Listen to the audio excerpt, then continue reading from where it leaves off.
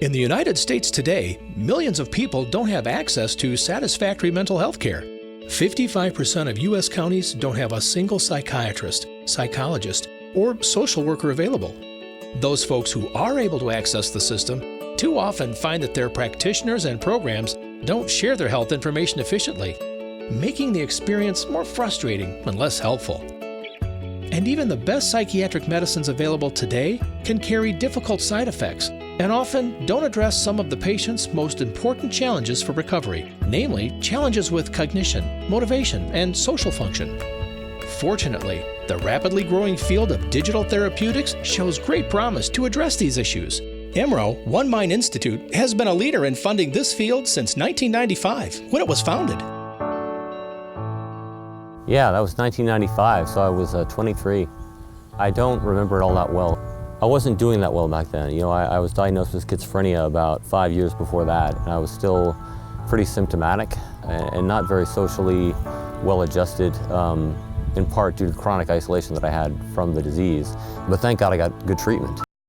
CSF put me on some good medications that worked well. It got me back on track, and then I actually saw a scientist, Sofia Vinogradov. She was piloting a program for cognitive training for schizophrenia, where there are these targeted exercises done on a computer that can strengthen the parts of the brain which are weakened in schizophrenia. And it worked for me pretty well. I was able to get more socially adept, understand conversations better, remember what was being said better, be more fluent in speaking back with people, and I was able to get a lot more social after that and resume work and start to develop more friendships again, and it was great. So that part of what we funded has helped me a lot.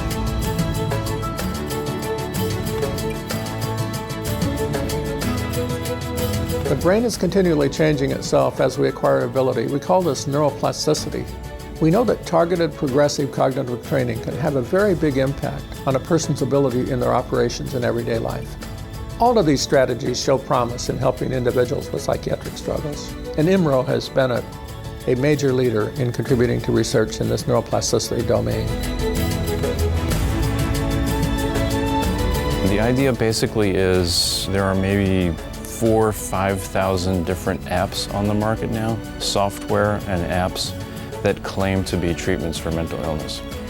Some of them are fantastically researched, very carefully designed. Others are made by individual people in their garage. And so there's no requirement for these things to be tested in clinical trials, and they're not regulated by any government agency like the FDA for drugs. Patients would come to me, they would say, how do we know if any of these things are good?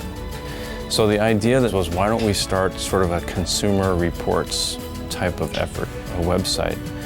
And we will list these products, we will describe them, we will describe the evidence base behind them, we will have experts review them, and we will create a portal so that consumers can go on and rate and comment, just like on Amazon.com if you want to rate a book.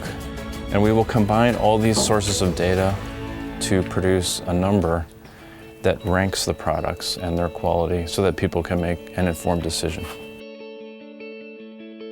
We are currently raising funds to continue the efforts of PsyberGuide and to expand them. First, we would like to develop a more complete list of apps that are potentially useful. Right now, we rate 80 out of 3,000 available apps. We'd like to really cover the field more systematically.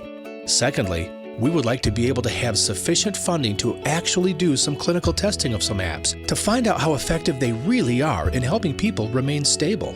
Thirdly, we're considering also raising funds to develop apps ourselves. In collaboration with academic investigators, we can make apps that we think would really be perfect and fill the gap for some of the things that people need.